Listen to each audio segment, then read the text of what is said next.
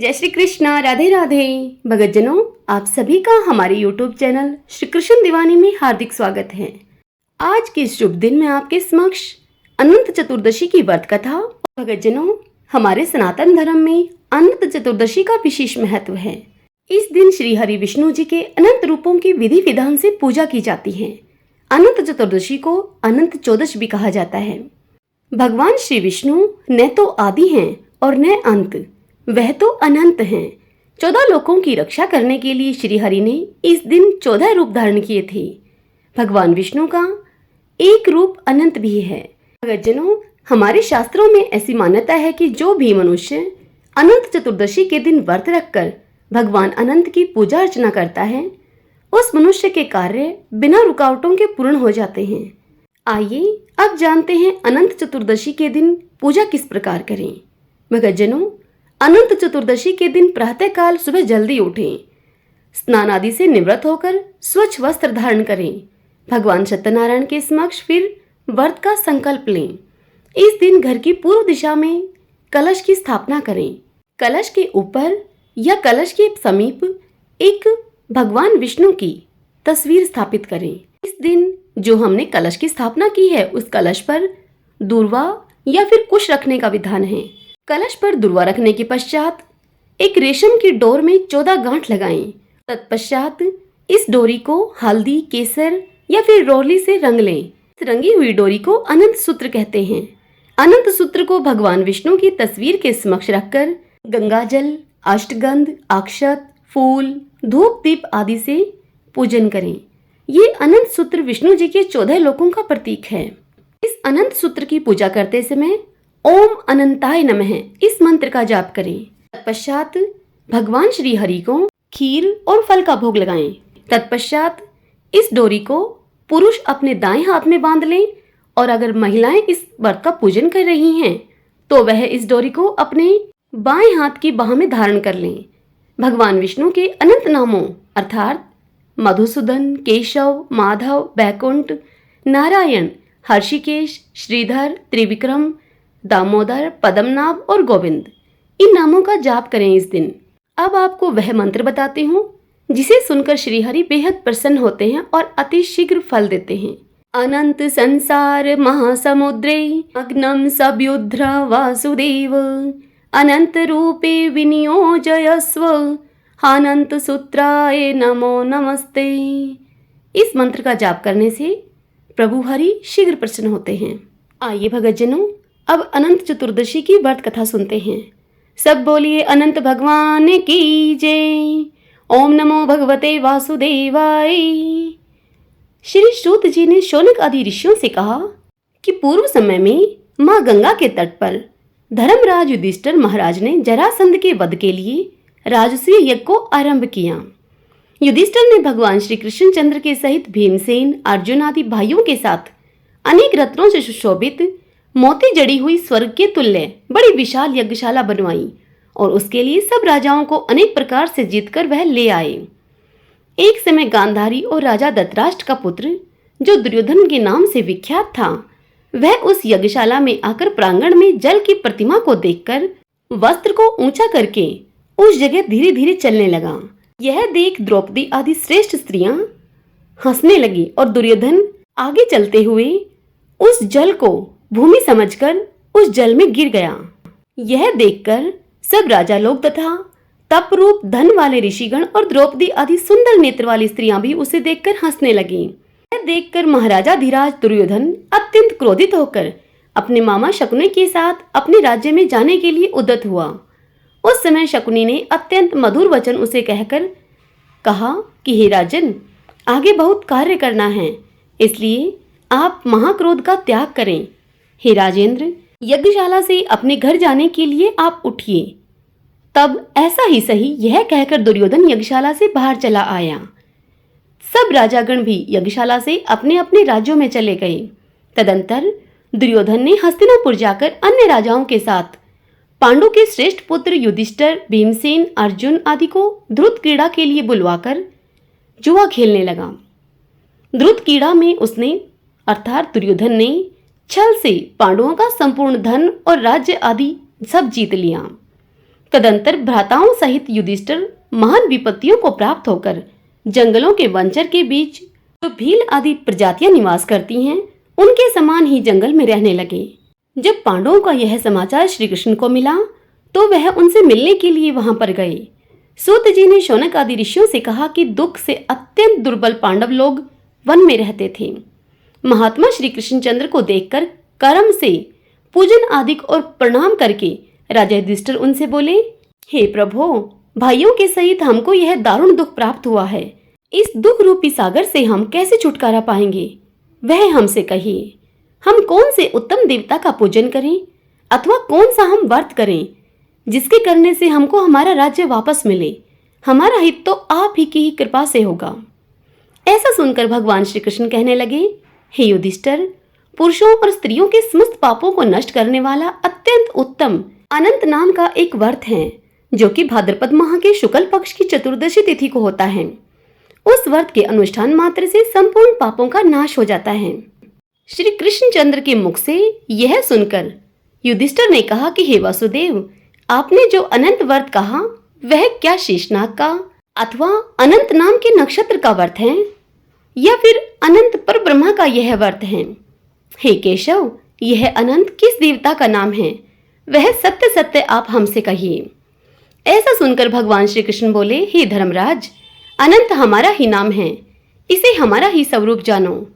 सूर्य आदि जितने भी देवता हैं और काल आदि जो भी कहे जाते हैं वह सब हमको ही जानो। कला, काष्ठा, मुहूर्त आदि दिन रात्रि तथा सब जितने भी शरीरवान प्राणी हैं तथा पक्ष, मास, ऋतु, वर्ष, युग और काल आदि की व्यवस्था सब मुझी को जानो तुम।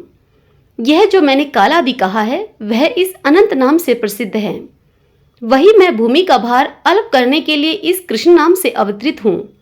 दानवों का नाश तथा साधु पुरुषों की रक्षा के निमित्त मुझे वासुदेव के कुल में भी उत्पन्न जानो। आदि अंत मध्य जिसका नहीं, ऐसे कृष्ण, विष्णु, शिव, बैकुंठ, सूर्य, चंद्र, सर्वत्र व्याप्त ईश्वर मुझको ही जानो।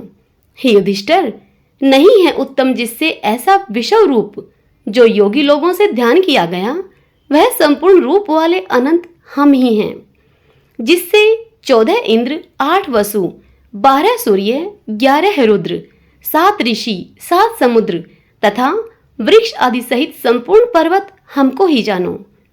27 नक्षत्र, 10 दिशा, पृथ्वी, 7 पाताल तथा भूर्व भूर्व आदि 7 स्वर्ग, यह सब हम ही हैं। इस विषय में कुछ भी संदेह न करो तुम। श्री कृष्णचंद्र से ऐसा सुनकर युधिष्ठिर बोले, हे सर्वव्यापी भगवान, अब आप हमसे अनंत व्रत का महात्म्य तथा इस व्रत की विधि कहिए। अनंत व्रत का अनुष्ठान करने वाले प्राणी को क्या पुण्य और क्या फल मिलता है, वह भी हमसे कहिए। पूर्व काल में यह अनंत व्रत किसने किया था और मृत्युलोक में इसे किसने प्रकाशित किया, यह सब विस्तार पूर्वक हमसे कहिए। युधिष्ठिर का यह वचन सुनकर भगवान श्री कृष्ण बोले, सतयुग में सुमंत नाम का एक ब्राह्मण था। उसने वशिष्ठ गोत्र में उत्पन्न सुंदर दीक्षा नाम की भृगु ऋषि की कन्या के साथ वेदोक्त विधि से विवाह किया। हे राजन, दीक्षा नाम की स्त्री से समय पाकर अनेक सुंदर लक्षणों से युक्त एक कन्या उत्पन्न हुई। वह शीला नाम की अत्यंत सुशीला कन्या पिता के घर अब बढ़ने लगी। उसकी पतिव्रता माता काल ज्वर से दुखी होकर नदी के जल में प्राण त्याग कर स्वर्ग को चली गई। तदंतर उस सुमंतु नामक ब्राह्मण ने धर्म नाम की एक दुहशीला नाम की कन्या से विधि विधान पूर्वक विवाह कर लिया। वह स्त्री अपने नाम के ही सदृश दुष्ट स्वभाव, कर्कश वचन बोलने वाली और बड़ी प्रचंड थी। उस ब्राह्मण की शीला नाम की कन्या अपने पिता के गृह कार्य को करने में बड़ी चतुर थी। घर आंगन को बुहार कर दरवाजे के ऊपर और देहली के ऊपर स्वास्तिक, शंख, कमल के नीले, सफेद और काले अनेक प्रकार के चिन्हों को लिखकर देखा करती थी। इसके अनंतर इसी तरह बहुत दिन बीतने पर कौमार्य अवस्था में प्राप्त हुई शीला पिता के घर में मंगल देने वाली हुई। उसको देखकर उसके पिता सोचने लगे कि हम यह अपनी कन्या इस पृथ्वी में किस गुणवान वर को दें। ऐसा विचार करके वे बहुत दुखी हुए। तत्क्षण ही उस समय उत्तम वेद वेदांग को जानने वाले कौंडिन्य नामक मुनि उस कन्या के लिए वहां आए। वे ऋषि बोले कि हे ब्राह्मण देव, मैं तुम्हारी गुणवती कन्या से विवाह करना चाहता हूँ। ऐसा सुनकर उस कन्या के पिता ने शुभ दिन में ब्राह्मणों में इंद्र तुल्य कौंडिन्य मुनि को अपनी वह कन्या दे दी। युधिष्ठिर को कथा सुनाते हुए भगवान श्री कृष्ण आगे कहते हैं कि हे धर्मराज, सुमंतु ने वेद विधि से उसका विवाह कर दिया। उस समय वहां पर स्त्रियां गीत गाने लगी और ब्राह्मण लोग स्वस्ति वाचन करने लगे, बंदी जय घोष करने लगे। इस प्रकार विवाह करके सुमंतु ब्राह्मण अपनी कर्कशा स्त्री से बोला, दामाद के संतोष के लिए कुछ द्रव्य आदि दहेज में हमें देना चाहिए। ऐसा सुनकर वह कर्कशा क्रोध से घर की शोभा को बिगाड़कर संपूर्ण द्रव्य आदि एक पेटी में अच्छी तरह से बंद करके दामाद के समीप आकर दामाद से बोली, इस पेटी को आप अपने घर ले जाइए। अब हमारे घर में कुछ भी द्रव्य नहीं बचा है। यदि विश्वास न हो तो आप देख लीजिए। श्री कृष्णचंद्र ने कहा कि हे पार्थ, ऐसा सुनकर वे मुनि उदास हुए और वह कन्या भोजन से बचे हुए अन्न आदि को मार्ग में खर्च करती चली गई। कौंडिन्य मुनि भी उस सुमंतु की कन्या शीला को बैलगाड़ी में बिठाकर शनह शनह चलने लगे। जाते जाते पुण्यदायक यमुना नदी को देखकर उसके किनारे रथ को खड़ा करके शिष्यों को नियुक्त करके वे स्नान आदि संध्या आदि करने के लिए चले गए। मध्याह्न के समय भोजन का समय जानकर रथ से उतरकर नदी के किनारे उस शीला ने लाल वस्त्र पहने हुए एक स्त्रियों के झुंड को देखा। उन स्त्रियों के समूह को चतुर्दशी के दिन श्री जनार्दन भगवान का पूजन करते हुए देखकर वह शीला उनके पास जाकर उन स्त्रियों से धीरे से पूछने लगी, तुम लोग यह क्या कर रही हो? इस व्रत का क्या नाम है? ऐसा सुनकर शील ही है श्रृंगार जिसका, ऐसे उस शीला से वे सब स्त्रियां कहने लगी, यह अनंत का व्रत है, हम अनंत भगवान को ही पूजते हैं। ऐसा सुनकर शीला बोली, मैं भी यह उत्तम व्रत करूंगी। अनंत व्रत की क्या विधि है और यह व्रत किस प्रकार का है? इसमें क्या दान देना होता है? किस देवता का पूजन करना होता है? वह सब आप मुझसे कहिए। ऐसा सुनकर वे स्त्रियां कहने लगी कि हे शीले, उत्तम अन्न को प्रस्थ मात्र अर्थात एक शेर लेकर मालपुआ आदि पकवान बनाकर आधा ब्राह्मण को दे दें और आधा स्वयं भोजन कर लें। फिर कर्पणता न करते हुए शक्ति के अनुसार दक्षिणा देवें और यह व्रत नदी के तीर पर करें अर्थात नदी के किनारे पर करें और भगवान हरि की कथा को सुने। कुशा के शेषनाग को बनाकर बांस के पात्र में रखकर फिर स्नान कराकर मंडप के भीतर भगवान का सविधि पूजन करें। चंदन, पुष्प, धूप, दीप और अनेक प्रकार के नैवेद्य आदि मिष्ठान सहित रखें। उनके आगे मजबूत सूत का एक डोरा केसर रंग में भरकर 14 गांठें देकर बाएं हाथ में बांध लें। तत्पश्चात यह स्मरण करें कि हे वासुदेव, नहीं है अंत जिसका, ऐसे संसार रूपी महासागर में डूबे हुए मेरा अच्छी तरह उद्धार करो और अपने अनंत रूप में लीन करो। हे सूत्र रूपी अनंत भगवान, आपको बारंबार नमस्कार है। ऐसा स्मरण करके सूत्र रूपी अनंत भगवान को बाएं हाथ में बांधकर स्वस्थ चित्त होकर भोजन करें। संसार रूपी अनंत नारायण भगवान का ध्यान करके भोजन करें तथा अपने घर जाएं। हे भद्रे, यह व्रत तुमसे हमने कह दिया है। इस व्रत की यही विधि है। आगे कथा सुनाते हुए भगवान श्री कृष्ण युधिष्ठिर से कहते हैं कि हे राजेंद्र, प्रसन्न चित्त से ऐसा व्रत विधि विधान सुनकर शीला भी उस सुंदर डोरे को हाथ में बांधकर व्रत करने लगी। जैसा 14 गांठ देकर बाएं हाथ में बांधना कहा है, वैसा बांधकर अपने भोजन का आधा भाग ब्राह्मण को देकर अवशेष स्वयं खाकर प्रसन्नचित होकर वह शीला अपने पति के साथ बैलगाड़ी में बैठकर अपने घर को गई। तभी से शुभ शकुनों पर विश्वास हो गया उसे। वह अनंत व्रत करने से शीला का घर गोधन और धन धान्य आदि से भरपूर हो गया। वह सोने से ग्रथित माणिक्य और मोतियों के हारों से भूषित होकर और अतिथि पूजन में सर्वदा व्याकुल रहती थी। सुख से रहकर वह शीला मणियुक्त करधनी तथा मोतियों की मालाओं से अलंकृत घर में पति के साथ उत्तम वस्त्र पहनकर सावित्री के समान शोभित होने लगी। किसी समय पति ने बैठी हुई शीला के हाथ में बंधा हुआ सुंदर डोरा देखा और शीला से बोला, शीले, यह कैसा डोरा है? क्या तुमने यह डोरा मुझे वश में करने के लिए बांधा है? इसका तुम कारण कहो। ऐसा सुनकर वह शीला बोली, जिसके प्रसाद से संपूर्ण धन धान्य संपदा मनुष्य को मिलती है, वही यह अनंत हमने धारण किया है। युधिष्ठिर को कथा सुनाते हुए भगवान श्री कृष्ण आगे कहते हैं कि लक्ष्मी के मद में अंधा होकर शीला के ब्राह्मण पति ने शीला के वचनों को सुनकर उसके बाह से वह डोरा जल्दी से तोड़ दिया और अनंत कौन है ऐसा कहते हुए पाप कर्म करते हुए उस मूर्ख ने वह डोरा अग्नि की ज्वाला में डाल दिया। उधर शीला व्याकुल होकर हाहाकार करती हुई दौड़ी। उसने डोरे को लेकर दूध में डाल दिया। इस पाप कर्म से उसकी वह लक्ष्मी नष्ट होने लगी। गौ आदि चोर ले गए, घर में आग लग गई, सब धन उनका नष्ट हो गया। जो जिस तरह से धन आया था उसी तरह वह फिर से चला गया।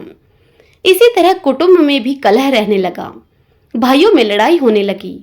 अनंत को फेंकने के पाप से उसकी घर में दरिद्रता घुस गई। भगवान श्री कृष्ण ने कहा कि हे युधिष्ठिर, उसके साथ संसार में कोई भी बातचीत नहीं करता था। वह शरीर से अति संतप्त हो गया और मन से भी बड़ा दुखी रहता था। बड़े भारी दुख को पाकर कौंडिन्य मुनि ने अपनी पत्नी शीला से कहा, हे शीले, एकाएक उत्पन्न इस शोक के कारण मैं दुखी हो गया हूँ और मेरा सब धन नष्ट हो गया है। स्वजनों से कलह होती है और मुझसे कोई बात नहीं करता। शरीर में नित्य ज्वर आदि तप रहते हैं, चित्त में बड़ा ही खेद होता है। इसका क्या कारण है? तुम जानती हो तो कहो मुझसे। क्या उपाय है जिससे कि मेरा भाग्य अच्छा हो जाए? ऐसा सुनकर शीला ही है आभूषण जिसका, ऐसे सुंदर स्वभाव वाली शीला अपने पति से बोली, अनंत फेंकने के पाप कर्म से यह सब हुआ है। हे महाभाग, उसके लिए आप उपाय करें, तब फिर सब ठीक हो जाएगा। शीला के ऐसा कहने से वह ब्राह्मण कौंडिन्य मन से श्री हरि की शरण में गए। उसके अनंतर वह कौंडिन्य मुनि खेद को प्राप्त होकर वन में चले गए। वहां वे उत्तम ब्राह्मण वायु का भक्षण करके तप करने की इच्छा से उस परमेश्वर का ध्यान करते हुए सोचने लगे कि जिसके प्रसाद से मुझे धन आदि मिला और उसके अपमान करने से मैं निर्धन होकर कष्ट को प्राप्त हो गया, मुझको अतिशय सुख दुख देने वाले परमेश्वर अनंत कहाँ हैं? ऐसा चिंतन करते हुए वह गहन वन में घूमने लगा। उन कौंडिन्य मुनि ने उस जंगल में फला फूला एक आम का वृक्ष देखा। वह आम का वृक्ष ऐसा था जिस पर एक भी पक्षी नहीं था और करोड़ों कीड़े थे। उसने आम के वृक्ष से पूछा कि कहीं अनंत भगवान को तुमने देखा है? हे सौम्य, अगर देखा है तो मुझसे कहो, मेरे चित्त में अतिशय दुख है। यह सुनकर वह आम का वृक्ष बोला, हे ब्राह्मण, मैंने अनंत भगवान को नहीं देखा है। यह सुनकर वह दुखी होकर चल दिया और अनंत भगवान को कहाँ देखेंगे, ऐसा विचार करता हुआ वह घूमने लगा। इतने में बछड़े सहित एक गौ को उसने देखा जो वन के मध्य में इधर उधर दौड़ रही थी। भगवान श्री कृष्ण ने कहा कि हे पांडव, वह ब्राह्मण गौ से बोला कि तुमने अनंत भगवान को देखा है तो बताओ। इसके बाद वह गौ उस ब्राह्मण से बोली कि हे कौंडिन्य मुनि, मैं अनंत भगवान को नहीं जानती हूँ। उसके बाद आगे जाकर घास पर बैठे हुए वृषभ को देखकर उस ब्राह्मण ने पूछा, हे गौपति, तुमने अनंत भगवान को देखा है? यदि देखा है तो मुझसे कहो। तब वह बैल बोला, मैंने अनंत भगवान को नहीं देखा है। पश्चात वह ब्राह्मण आगे चलने लगा। आगे जाकर उसने बहुत ही सुंदर 2 पुष्करनियों को देखा। उन तालाबों का जल इसमें से उसमें और उसमें से इसमें आता हुआ अनेक प्रकार का कलोल करता और कमल, कलहार, कुमुदनी आदि के पत्तों से युक्त होकर शोभायमान हो रहा है। भ्रमर, हंस, चकोर, बगुला आदि पक्षियों से सेवित उस वापी को देखकर ब्राह्मण ने उन दोनों पुष्करनियों से पूछा, हे पुष्करनियों, क्या तुमने अनंत भगवान को कहीं देखा है? तब पुष्करनियों ने उसे कहा, हे द्विज, हमने अनंत भगवान को नहीं देखा। आगे जाकर उसी तरह एक हाथी और एक गधर्व देखा। उन दोनों से भी ब्राह्मण देव ने पूछा, क्या आप लोगों ने कहीं अनंत भगवान को देखा है? ऐसा पूछकर ब्राह्मण निराश होकर उसी जगह पर बैठ गया। हे राजन, वह कौंडिन्य जीवन से निराश होकर बड़ा विकल होता हुआ बहुत गर्म उदर्व श्वास लेकर भूमि पर गिर पड़ा। फिर वह ब्राह्मण होश में आकर, हे अनंत, हे अनंत, इस प्रकार कहते कहते उठकर चित्त में यह निश्चय करता हुआ कि अब मैं जरूर प्राण त्याग दूंगा। आगे श्री कृष्ण भगवान युधिष्ठिर को कथा सुनाते हुए बताते हैं कि हे धर्मराज, उस ब्राह्मण ने अपने प्राण देने के लिए उस आम के वृक्ष में फांसी लगा ली।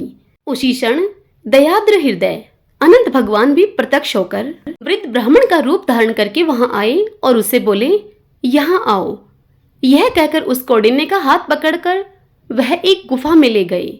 उस गुफा में कौंडिन्य मुनि ने एक नगर देखा जिसमें बड़े ही स्वरूपमान स्त्री पुरुष विद्यमान थे और शुभदायक दिव्य सिंहासन पर भगवान बैठे हुए थे, जिनके अगल बगल में शंख, चक्र, गदा, पद्म और गरुड़ शोभायमान हो रहे थे। कौस्तुभ मणि धारण किए हुए, बनमाला आदि अनेक प्रकार के आभूषण धारण किए हुए विषव रूप अनंत भगवान को उस कौंडिन्य मुनि ने वहां देखा। अतिशय प्रकाशमान स्वरूप वाले भगवान को देखकर उनके आगे ऊंचे स्वर से वह बोला, हे प्रभो, आपकी जय हो, आपकी जय हो। ऐसा कहकर तथा प्रणाम करके वह बोला, हे नाथ, हे पुंडरीकाक्ष, हे पाप रूप, पाप कर्म करने वाले हमारी आत्मा पाप रूप है और हम पाप से ही उत्पन्न हैं। आप हमारी रक्षा करें, आप मेरे संपूर्ण पापों को हरने वाले हैं। उस मुनि का यह वचन सुनकर अनंत देव भी बड़े कोमल वचन से उसे बोले, हे विपेंद्र, डरो मत, जो तुम्हारे मन में हो वह कहो। ऐसा सुनकर कौंडिन्य मुनि बोले कि हे प्रभो, मैं धन पाकर उन्मत्त हो गया था और इससे वह अनंत का डोरा मैंने तोड़ दिया। उस पाप कर्म से मेरा सब धन नष्ट हो गया है। घर में अपने कुटुंबियों से मेरी कलह होती है, जिस कारण मुझसे कोई भी नहीं बोलता है। इस तरह दुखी होकर आपके दर्शन की इच्छा से मैं वनों में भटक रहा हूँ। हे देवेंद्र, आपने कृपा करके अपना दर्शन दिया मुझे। आप मुझ पर दया करके उस पाप की शांति का उपाय मुझसे कहिए। श्री कृष्ण महाराज बोले कि हे युधिष्ठिर, भक्ति से प्रसन्न होकर देवता क्या नहीं देते। ऐसा उत्तम ब्राह्मण का वह वचन सुनकर अनंत भगवान उससे कहते हैं कि हे कौंडिन्य, तुम विलंब मत करो, अपने घर जाओ और भक्ति से 14 वर्ष तक अनंत भगवान का व्रत करो।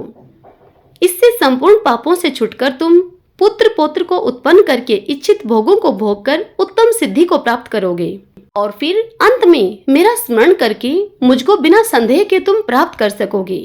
हम संपूर्ण लोगों के कल्याण के लिए तुमको वरदान देते हैं। यह शीला का अनंत व्रत आदि श्रेष्ठ आख्यान और कल्याण करने वाला अनंत व्रत जो प्राणी सुनकर किया करेंगे, वे शीघ्र पापों से छुटकर परम गति को प्राप्त होंगे। अनंत देव ने कहा कि हे ब्राह्मण, मेरे पास जिस मार्ग से तुम यहाँ आए हो उसी मार्ग से तुम जल्दी से घर को जाओ। ऐसा सुनकर कौंडिन्य मुनि बोले कि हे स्वामिन, मैं जो पूछता हूँ आप उसे बताइए। जंगल में घूमते घूमते मैंने कुछ कौतुक देखे हैं। हे जगत गुरु, वह मुझसे कहो। वह आम का वृक्ष कौन था? वह गौ कौन थी? वह वृषभ कौन था? और कमल, कुदुम, कलहार से सुशोभित परम सुंदर बड़े जंगल में मैंने 2 पुष्करणियों को देखा है, वह क्या थी? वह गधा कौन था? वह हाथी कौन था? और उत्तम वृद्ध वह ब्राह्मण कौन था? कौंडिन्य ऋषि की यह बात सुनकर अनंत भगवान बोले, विप्र, वह आम का वृक्ष वेद विद्या को अच्छी तरह से जानने वाला ब्राह्मण था। उसने शिष्यों को विद्या नहीं दी, इसलिए वह वृक्ष हुआ। जो गौ तुमने देखी थी वह बीज को खाने वाली पृथ्वी रही, और जो घास पर वृषभ देखा था वह सत्यनारायण का धर्म था। और दोनों पुष्करणियां जो तुमने देखी वह धर्म और अधर्म की व्यवस्था देखने वाली थी। धर्म अधर्म आदि जो कुछ भी परस्पर देती और लेती रही तथा वेद पाठ करने वाले ब्राह्मणों को उन्होंने नहीं दिया। भिक्षुओं को भिक्षा नहीं दी। उनके द्वारा उस पाप कर्म को करने से दोनों का जल आपस में इधर से उधर होता है। गधा जो तुमने देखा वह क्रोध था, और जो हाथी देखा था सो अभिमान था। वह ब्राह्मण जो रहा सो अनंत मैं हूँ। और जो तुमने गुफा देखी वह कठिन संसार था। अनंत देव ऐसा बतलाकर उसी जगह अंतर्ध्यान हो गए। यह सब स्वप्न के समान देखकर उस जगह से मुनि अपने घर को आए और 14 वर्ष तक अनंत व्रत करके जैसा अनंत देव ने उन्हें कहा था वह सब सुख भोग कर अंत में वह अनंत देव का स्मरण करके अनंत लोक को चले गए। हे राजऋषि, तुम भी यह कथा सुनो और इस व्रत को करो। जिस प्रकार ब्राह्मण को 14 वर्षों में फल प्राप्त हुआ, तुमको भी उसी तरह अनंत देव की कृपा से सब इच्छित वस्तु एक ही वर्ष में कथा सुनकर व्रत करने से प्राप्त हो जाएंगी। हे राजन, व्रतों में उत्तम व्रत मैंने कहा है तुमसे यह है, जिसको सुनकर प्राणी सब पापों से छूट जाते हैं। इसमें संदेह नहीं है कि वे हरि चरणों को प्राप्त होते हैं। हे कुरुकुल में उत्पन्न युधिष्ठिर, जो शुद्ध विचार वाले प्राणी संसार रूपी गुफा में सुख से फिरने की इच्छा करते हैं, वे तीनों लोकों के स्वामी अनंत देव का पूजन करके डोरे को दाहिने हाथ में बांधते हैं। सब बोलिए अनंत देव भगवान की जय। ओम नमो भगवते वासुदेवाय। भगतजनों, यदि यह कथा आपके लिए उपयोगी रहे तो इस वीडियो को लाइक करें और कमेंट बॉक्स में अनंत भगवान की जय लिखिए।